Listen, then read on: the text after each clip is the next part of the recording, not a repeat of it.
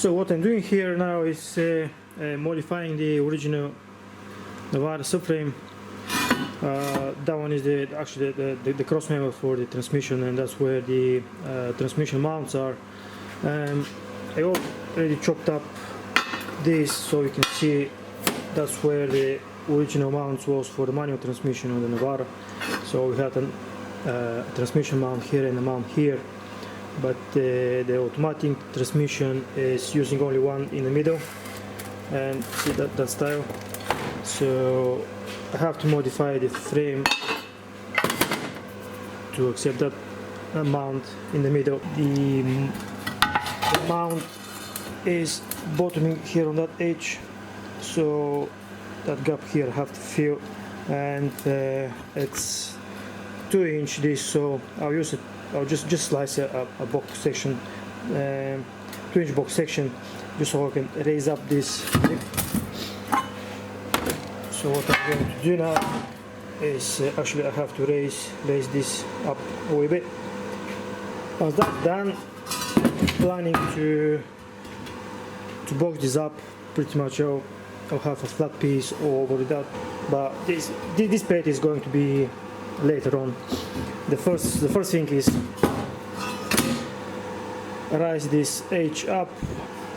I'm going for 20 mil because I still need some clearance on the transmission. I had these spacers here where originally, so I chopped them off yesterday, and because I don't need them for this engine, and I'm trying to keep the engine as low as possible, and that's why this was on the way, and that will bolt straight up to the chassis here. Yeah, okay.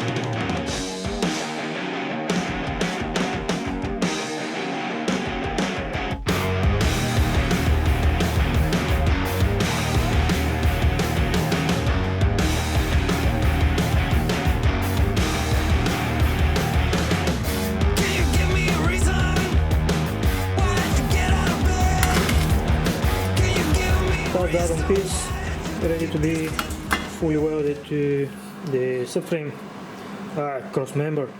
You can see I had to copy the bigger holes as well and the small ones, and what's left actually I have to make this larger, just so the nuts can pass through, because once that's welded, you can imagine,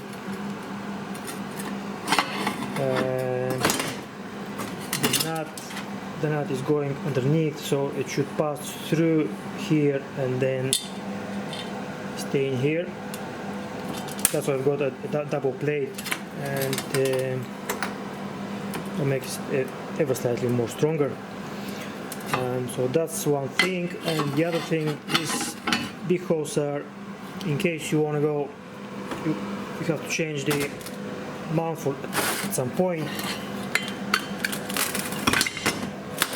You can see you have the bolts. Come on. You have these bolts, so see they go through here, through that, and they bolt up the transmission mount to the transmission here, and these nuts are securing actually the bottom bit of that mount. So that's why I need this hose bigger, and can pass through socket and also take the bolts out as well. Yeah.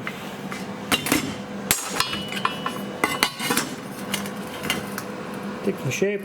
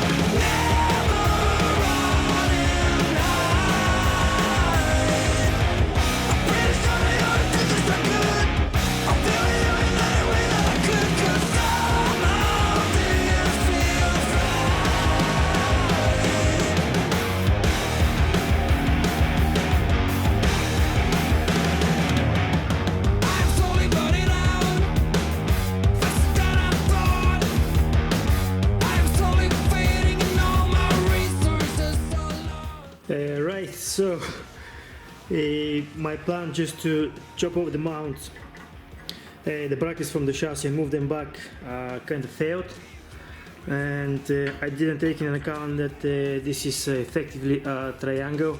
So when I move them back, I actually increase the distance from the ball holes on the frame to the cross member, so they don't align anymore. The cross member is getting shorter, and because if you look at how the frame is, and when you move it back, obviously this distance here grows. So I thought first to make a new bracket, but these are fine as they are. And the thing is, you can see I already measured that I need an extra 20 mil both sides here and there. So simply I'll just chop this off here and extend it with 20 mil. So after a short trip to the brake yard, I managed to take off that cross member, and the plan is to just chop off from both sides, from left and right, 20 mil strips and welded on my one, which is already modified. And that one is so fucked, so twisted and bended, so it's no use. It was dirt cheap. It just made sense. Plus I have the exact profile here, and once I'm done with the intervention, there shouldn't be any difference. Not that it matters, but because it's under the track, but still. Yeah, so let's go in with that.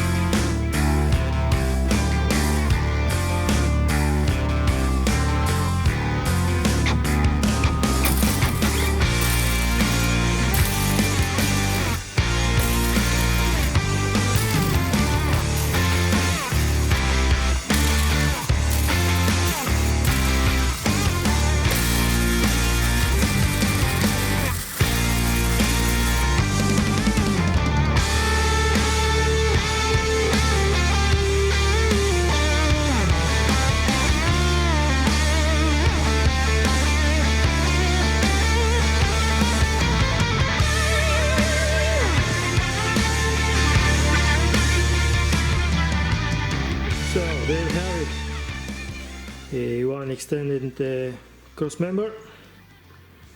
Can you tell that's been touched at all? It's underneath.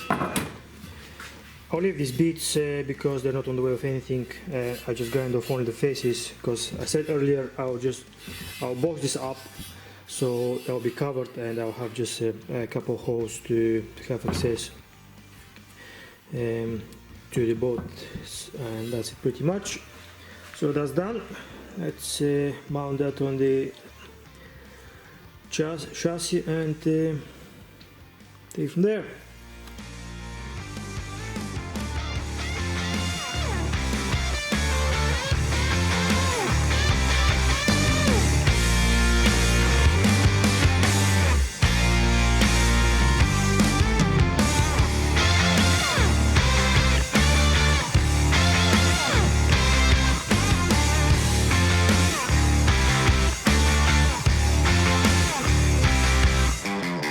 Yeah, I still got just a few tacks on the mounts here on the brackets and here as well.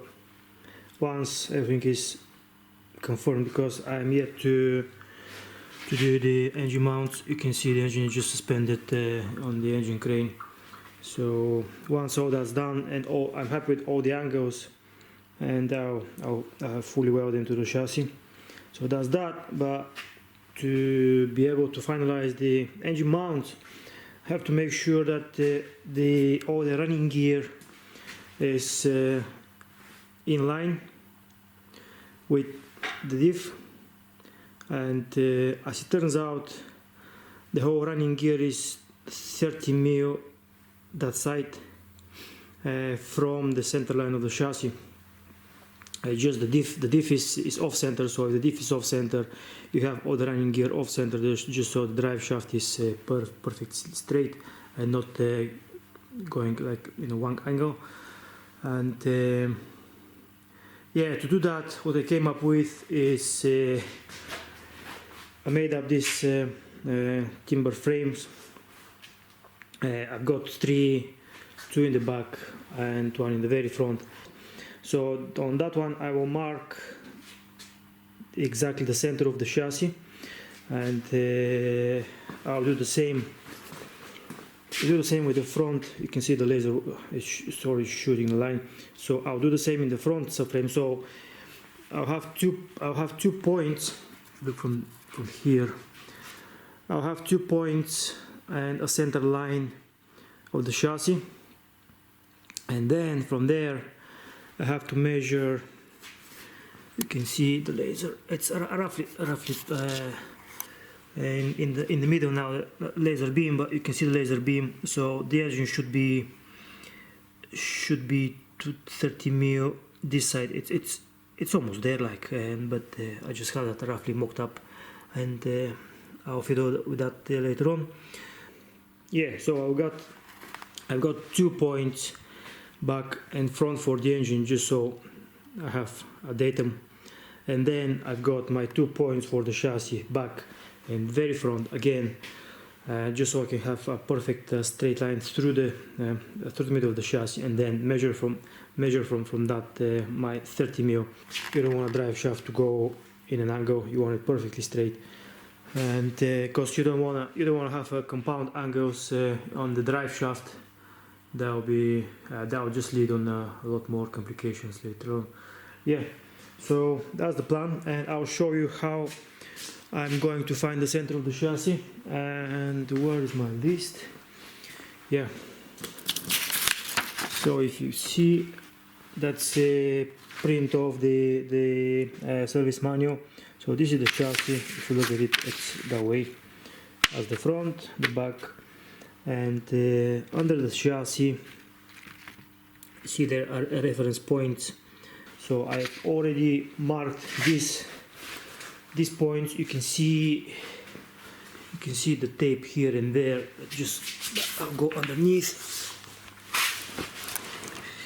and you can see that's a little dot. Actually, I use a tape just so I can find the center, but you can see, if I make that my dirty fingers a bit, you can see the hole. It's a 10 mil hole, exactly 10 mil hole. So you can have a 10 mil pin, but I'm using the masking tape, and then I'll project. I have a laser plumb bob, so I'll project a laser from there to there to the timber, and then once I've got this point and the other point down on the timber, I can measure the middle. Yeah, so, and this is the laser. Where is it? So this is the laser plumb. I'll show you here. Find some dark place. So this thing projects three dots. Switches on.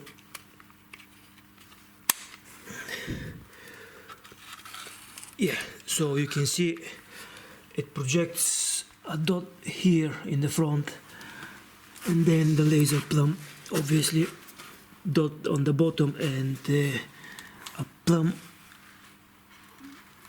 dot straight on the top. You can see I'm going, see the dot. I just have to align my dot with the laser beam.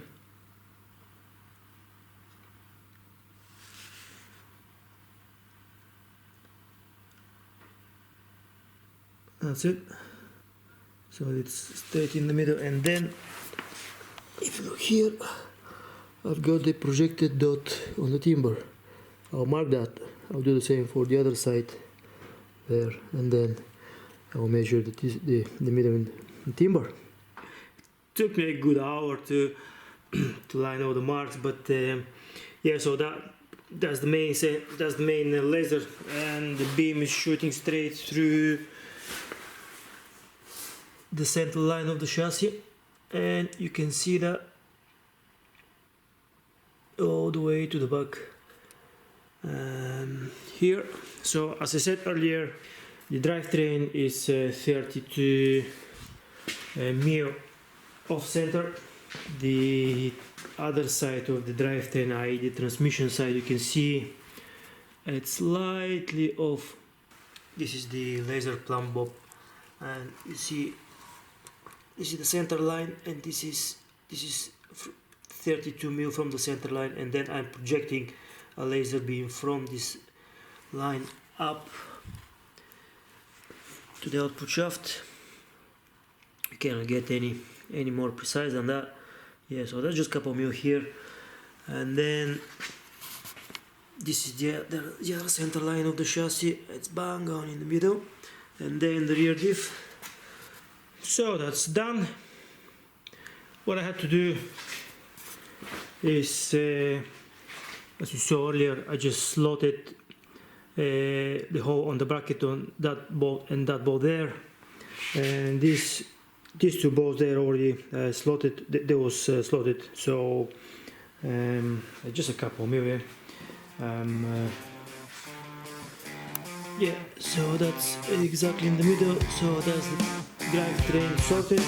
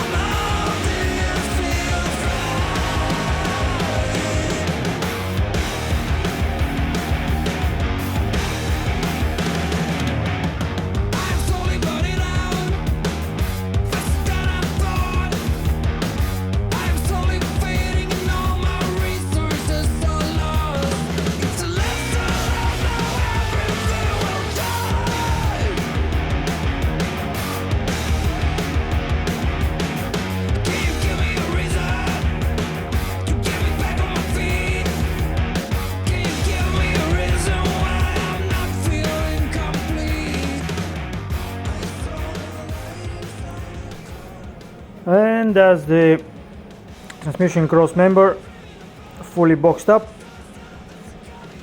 Let's say 100 times better than the original one. And the original one was this minus this on the top, so just a profile. And as you saw earlier, it was open underneath, and it was flexy. I could flex it with both my hands. So I had that bit just because of the new transmission, and the new transmission had to go that little bit higher. And this is kind of tying up that bit here, so it's really strong now. Plus I boxed it up with that plate underneath, and it's rock solid now. So another job done. Up to the next one.